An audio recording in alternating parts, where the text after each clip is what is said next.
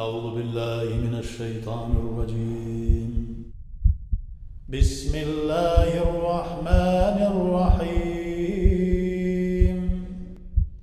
الحمد لله رب العالمين. الصلاة والسلام على رسول الله محمد وعلى آله وصحبه أجمعين. السلام عليكم ورحمة الله وبركاته. Hayırlı günler. Allah subhanahu wa ta'ala hayırlı turmuşlar nasip eylesin. Şimdi devam etimiz şu Gıybet-i İslamiye'nin Ahmet Hadi Maksudi'nin Gıybet-i İslamiye kitabından namazın mekruhları turunda öz ihtiyarın bilen nerseni de bulsa isnev deyip to'xtalib qolgan edik. Yani namaz o'qiy narsadan alıp idenden kiseden alıp yoki boshqa bir yerden alıp isnab turuv. Şulay 37-si bo'rikka ya shalmaga sajda qilib. Namaz o'qishi sajda qilganda mang'ay yerga yaysa namozlikqa tiymav. Yani bo'rikka yoki shalmaga degan so'z mang'ay bilan tiydirmisha bari tik shalmanig'ini qo'yu, bo'rikligini qo'yu, nedir butunlay mang'ayni tiydirmasga tirishu. Qay bir vaqt masalan to'batay kiysang de boshqa nedir bir bosh kiyimi kiysang de mang'ay bilan birga shul bosh kiyimi de yerga tiya. Onsa qo'rqinish tugul. Lekin endi zo'r shalma bo'lib masalan ol mang'ayni ham burunni da yerga yaqin keltirmay turgan darajada bo'lar ekan, shu bo'rikkagina qilib ul makruh bo'ladi. Shulay tag'in shash uzun bo'lib onu türüp beylegen keliş oku. Yani bir kişiler hazır begirekte yaşlarda, iratlarda da şeyini jiyalarda, türüp koyalarda bir nedir bir rezinki bilen lektirip koyup hatın kızlar gibi şulay okurga yok, şeyini tozdırıp oku koşula. Şulay indi hatın kızlarga da nedir yiyip koyup mesela oku Peygamberimiz Aleyhisselam'ın bir kürsatken hadisinde diye ürküşler gibi ana şeylerinizni uyup olay yürmegiz, olay namaz okumagizdi. Yani tolumlap bolsa hayırlırek deganni bilgirdi. Şulay endi kiyimde namazlıkta yoki aylana tirada hayvon surati bulu, agar surat ortda ya shibin zo'rliq qadargina kichkina yoki boshi buzilgan bo'lsa zarari yo'q. Yani kiyimde namazlıkta yoki shu olda qarshida bo'lgan yerda nedir bir surat bulu yaramazdı. Çünkü Peygamberimiz Aleyhisselam'ın da bu meselede hadisi de var. Yani o kirgen vakitte bir şarşav revişinde Ümmü Gayşe yasap koygan bula. Şarşav kıyafetinde yani onda bir hayvan sureti bula. Şundan sonra bula yaramazdı. Yani jırtıp minderge koydum diye. Minderge başını koyup yıklıydır ya. Onda korkunuş yoktu. Yani namaz okuyan vakitte bulmasın deyip şamalana. Şulay indi utqa taba karşı nedir bir şam koyup yoki uçak yağıp şuna kıbla tarafına ittirip qarab, utqa taba qarab namaz o'qish loyiq makruh. Utqa tabunu sıfatı kelib chiqa. Nedir bir uçak yoki mishka taba qarabmi, nedir utqa taba qarab yoki sham shunda yanib turgan utqa qarab o'qu makruh. Ul alda bo'lmasin, birer yanda yoki ortda bo'lsa xayrliroq, qarshida bo'lmasin. Boshqa kishining yuzine qarab o'tirib, qarab o'qu. Masalan bir kishi o'qigan vaqtda ikinchi bir kishi qarshısına o'tirib, masalan shulay o'tirib tura yoki oyoqlarini so'zib masjidda ko'p vaqtda ko'rarga to'g'ri keladi. Begirak tajimba kunlarida masalan ostakiru neyinde endi ostagi etajda bizning ostagi qatda anda oyoqlarini so'zib kishiga taba qarshi endi bizning kardeşlerimiz de, babaylarımız da nişe tapır, bu kisiyatüler yasadılar, burup oturdu, kıblağa taba. Meşidin urunu, el-mesecidü lillah, Allah-u Teala meşidine şunu da itirip kaldı, üzerine zikir kılatırgan urunu itirip kaldı. Yani zikir kılının edebi var, kıblağa taba qarab oturur. Meşidge kildin mi sen kıblağa taba qararga turur. Kıblağa qarab sen işlegen hayırlı işin namaz ecir sevaplarından gelir inşallah Teala. Hayırlı işler. Lakin qabahat işlerini kıblağa taba qarab işlerge yaramaz. Mesela istincalar, tuvalet meseleleri, yoki nedir bir qabahatlik işlev, kıblani hürmet etme bula. Kıblani meşidge kildin mi kıblani hürmet et. Yoksa oltaki qaydandır bizge Aziz taraflarından yoki başka türlü milletten mesela onlar İslam'da bulmagan millet yana kelgen İslam'a kelgen milletler nişiktir qarab tizilishib bitib bir-birsine qarab kishi nishik namoz o'qiganini qarab yo'q sen kishi qararga kelmaysan masjidga namoz o'qirga kelasan zikr tasbihga kelasan dunyo so'zda söylashirga yaramas bu yerdan şuna göre kişinin qarshına o'tirib kishi namoz o'qiydi sen onun qarshına o'tirib masalan o senin yüzüne qarab o'qigan ravishda bo'lib chiqa Сүрәт буласың. Сен ниндидер бер кыйблага арттан утырып, кешенең намазын бозуың мөмкин, мәкрух. Аны белергә кирәк. Шулай ук йөз күренерлек көзгегә карап уку. Мәсәлән, каршыңда көзге була икән, һәм синең йөзең күренерлек дәрәҗәдәге булса, күзең төшә, мәсәлән, йөзем күренә икән дип уйларлык дәрәҗәдә булса, ул вакытта ул көзгегә карап, ул вакытта мәкрух була. Каршыңда көзге булып уксаң, читкәрәк китеп уку. Ләкин инде кайбер вакыт көзгене капларгамы, юкмы дигәндә, каплау мәсьәләсе күздә тотылмый. Көзгедән синең йөзең күренерлек булмасын. Чөнки бер сүрәт рәвешендә булуы мөмкин, Алла сакласын. Нәҗес нәрсәгә карап уку. Ниндидер каршыда бер нәҗес, тирислек яки берәр нәҗес була да, син шуның каршына җәеп, намазлыгыңны җәеп, мәсәлән, шул нәҗескә карап укыдың исә, бу мәкрух. Алла сакласын. Шулай ук инде кабергә карап уку. Мәсәлән, ниндидер биредә кабергә таба карап намаз уку, мәсәлән, ул кабергә ниткән кебек булмасын дип. Ләкин биредә бер искәрмә ясый, Әхмәд Максуди, шәм, яктырткыч һәм лампа кебек утларга каршы турып уку мәкрух түгел ди. Ягъни шәм әгәр дә ул яктыртыр өчен белгеләнгән шәм була икән, мәсәлән, биредәге менә лампалар кебек, мәсәлән, ул вакыттан ара карап уку мәкрух булмас, ләкин ул шәмне син каршыңа куеп укыйсың икән.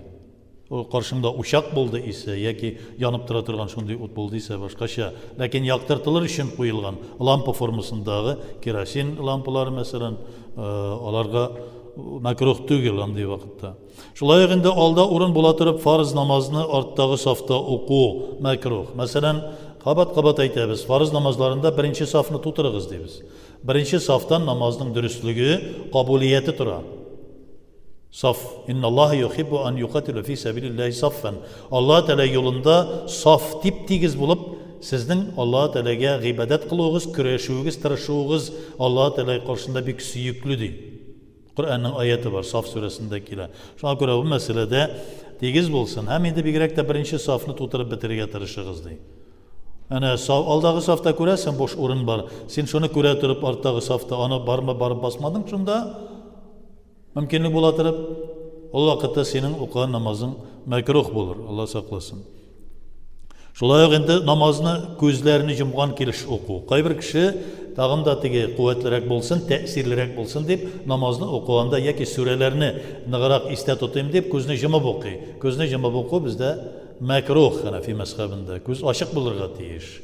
Чөнки күзне йомганнан соң син саташып китүең мөмкин, намаз укуына әллә нәрсә ниндидер бер хыялга кирип китүең мөмкин. Шуннан саклану йөзеннән күзне ачып укырга тиеш булабыз. Кысталган килеш уку намазга кирешү мәкрух була. Кысталганның син хаҗәтләреңне үтәдә, тәһарәтеңне алда, шулай башла. Кысталган килеш укуың ни өчен? Шулай ук белгеле монда табигый синең намазың намаздан булмый. Һаман хаҗәтем чыкмасын дип, шулай укый торган буласың, кысылып укыйсың, кысталган дип атала шуңа күрә. 48-нче мәкрух намазны алъяпкыч кебек буялган кием белән уку. Ягъни алъяпкыч дип килә бу элеккеге вакытта, ягъни эш киеме белән, пичранган кием белән. Кайбер вакытта биредә шушы эштә йөриләр, пичранып биткән киемнәре белән кирип укыйлар намазны, җәмәгать бит биредә мәсәлән. Өйдә булсын, өйдә дә шулай ук. Алла Тәала каршына басасың. Әбу Ханифаны күз алдында тотсак, ул иң кыйммәтле бер шушындый бер шапан алган иде, бик алтынлап дип әйтегән, шундый бизәлгән, шундый бик каты кыйммәтле. Ул аны бары тик намаз укыганда гына киядер иде. Гади тормышта йөргәндә ул үзенә күрә бер гади бер кием белән йөридер, ләкин намазга басса шул шапанын киядер. Нишап алай дигәч, мин бит Алла Тәала каршына басам ди. Иң кадерле булган, иң чиста, иң пак булганнары белән генә, киемнәр белән генә басам ди. Шуңа күрә биредә дә бигрәк тә җәмәгать намазы белән укыганда, җәмәгатькә кирип укыган вакытта, пичрак кием белән кеше менә биредә киләбез, бөтенесе күренеп тора, матур киемнәр, чиста пак кием белән килә дә, кемдер мәсәлән биредә бер эшче кирип йөридер, яны туктаттык инде нитеп, киемне алмаштырып кирә башлады. Яни ул урамда шушы җыештырып йөриме, нишедер, бик пичрак кием белән кирип укый башлаган бер заман. Тукта дип, монарда туктатып, Алланың рәхмәте яусын, туктап шуның белән башкача укый башлады. Шулай ук инде кыямда ике үкчәне бер-берсенә 4 бармак Dört parmaktan artık jiberip oku. Bu mesele şulay yok. Mekruh keyin itirip basu. Namazını bek aşıgıp oku. Mesela rukukni da tugel itirip işlemiysin. Qiyamga da bir kişi qiyamga turib ulgurolmay rukukdan secdege kete. Tavuk jim şüplegen gibi. Olay yaramaz. Mekruh bola. Şulay endi qag'dada qullar bilan yerga tayanib turu. Masalan, bir kishilar hatta endi yoshlar biz ana aytdik, qag'dadan ikki qo'l bilan tayanib turarlar. Ulu kishi bo'lsa, zaiflik bo'lsa, og'ri bo'lsa, so'zda yo'q. Lekin endi ortda netib ketmasdan bir qo'l bilan o'zingni tutibroq azrak turarga yaray. Lekin ikki qo'l bilan salomat bo'lsang, ikki qo'l bilan tura turgan yoshlarning shunday odati bor, emish shunday hadisi bor deb chiqararlar. İki qo'lga tusha, boshda tizga tushmaysa, ham endi ikki qo'ldan tayanib tura turgan. Bu makruh. Namozga tushganda boshda ikki tizga tushamiz, ondan so'ng qo'llarni qo'yamiz, ondan so'ng mang'ay burunni qo'yamiz sajdaga. Turgan vaqtda boshni ko'taramiz, qo'llarni olamiz, tizlardan ayrilamiz, turib basamiz. Salomat bo'lgan kishiga qabatlab aytaman. Boshqacha makruh. Agar g'uzurli bo'lsa, ulug'liq sifati bilan yoki og'ru sifati bilan, ansi boshqacha. Şulay endi qag'dada oyoqlarini buklab o'tiruv. Masalan, agarda og'riy turgan bo'lmasa, salomat kishi bo'lsa, masalan, oyoqlarini bulay ettirib, shu olg'a taba chiqarib o'tiruv namozda yaramas. Agarda og'riy turgan bo'lmasa, oyog'i og'ritmay turgan bo'lmasa, salomat bo'lsa, makruh bo'ladi kishini. Şulay endi Rukuk hem secdege barganda kiyimlerini tutqalav. İki qo'l bilan masalan shalbar balog'ini tortib qo'yu yoki nelar, shuning kabi narsalar. Takbir hem zikrlarni yoki suralarni ikkishar qat o'qu makruh. Qabat yolg'ishroq o'qidim oxiri deb. Borib chiqmadi oxiri deb endi ikkishar tapur o'qu. O'qigan zikrlarni barmoq bilan sanab boruv. Shulay yo'q. Zikrlarni o'z o'rinlarida o'qib bitirmisha ikkinchi o'rinda o'qu. Masalan namoz bitdi, tag'in turib ketib qo'yadir boshqa yerga borib, unda tasbihlarni, zikrlarni torta boshlaydi bir kishi. Bu makruh. Namozni qo'ya bitirdim, mana ila namozining sunnati, farzi, sunnati bitdi, o'tirgan yeringda zikr tasbihlarini tortib bitir. Yo'q ishda ko'shu unitar bo'lur. Bir namozda bir surani ikki martaba o'qiy. Birinchi rakatda shuluq surani o'qidi, ikkinchi rakatda shuluq surani o'qidi, makruh bo'ladi bizda. Masalan, agarda bilmasa, o'rganchik bo'lsa, so'z yo'q. Ansi yaray. Shulay endi so'nggi rakatda, birinchi rakatda o'qigan sura oldindagi surani o'qi. Masalan, agarda nasni o'qidingda birinchi rakatda, ikkinchi rakatda falaqni o'qi, durust bo'lmas, bu makruh bo'lar. Qabul etilir-de, makruh bo'lar. Bu shiraqdan ishlarga birini kechirasan. Masalan, nasni o'qiding esa qul huvallohni o'qiysan yoki tabbatni o'qiysan ikkinchi surada. Bir sura yoki ikki sura olg'aroq, ortqaroq ketasan. Bir ortli qul huvallohni o'qiding da tabbatni o'qiding, olay bo'lmas. Anarda qarata, anardan oldiga bo'lganini o'qiysan. Shulay endi ikkinchi rakatda, birinchi rakatda o'qilgan suradan so'ng kelgan surani o'qimish, undan so'nggi surani o'qu, agar orada ikki sura qolsa makruh tugul bo'ladi. Mana shuni anglatadi. Shulay endi ma'nosini o'ylay bir oyatni ikki qat o'qiv. Qaybir kishilar aytadi, Qur'onni ma'nosini bilib o'qirga kerak. Ma'nosini o'ylab tushunib o'qirga kerak deydi. Bu Qur'onni o'qiganda ayırım namazdan tış. Namazda vakitte bunun mağnası şulayraktır biterli deyip mağnasını namazı tesirlirek bulsun için mağnasını okuyor ki şulay mağnasını iskat şöyle ikişer tapır oku makruh. Tügel itirip okup barasın. Şulay indi birer ayetinin mağnasını uylap tutup durur da mına şunarga kere.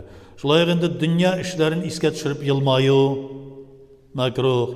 Dünya işlerin iskat şırıp tavuşsuz gına bulsa da jılav makruh. Namazın bir əməlin imamdan aldanıraq başqarı. Şulay makruh. Məsələn, rukuqa ketkençe rukuqa ketdi, secdeye ketkençe secdeye ketdi, şunun gibi.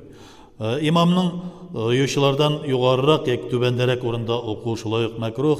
Hem indi imamның da mihrab işine tulusınca kirib ketib oku, dürüst makruh bula.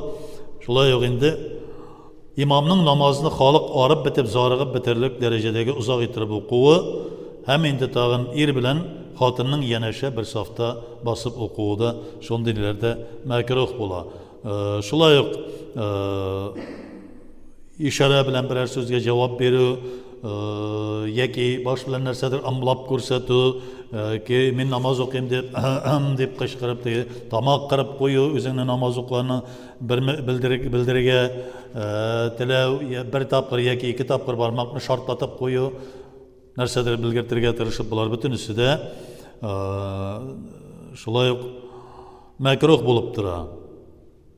Namoz so'zlaridan boshqa, nimadir boshqa bir so'zlarni o'qu yoki endi biror kishi sen namoz o'qigan vaqtda qora lashiqni qo'ya qo'yding, qoshiqni qo'ya qo'yding deb so'rasa-da, barmoq bilan bulaytirib ko'rsatuv, u da makruh. Anday narsalar bu adabsizlik bo'lar. Mana bu makruhlari namozning. Makruhlarini biz esda tutib, har vaqtda da biz shularga e'tibor berishga tegish bo'lamiz. Shularning saqlarga tegish bo'lamiz. Agarda biz uni saqlamaymiz ekan namozlarimiz kimchilikli bo'la, kimchilikli bo'lgach Alloh taolo qarshida maqbul bo'lmas. Alloh saqlasin. Rabbana atina fid dunya hasanatan va fil oxirati hasanatan va qina azabannar.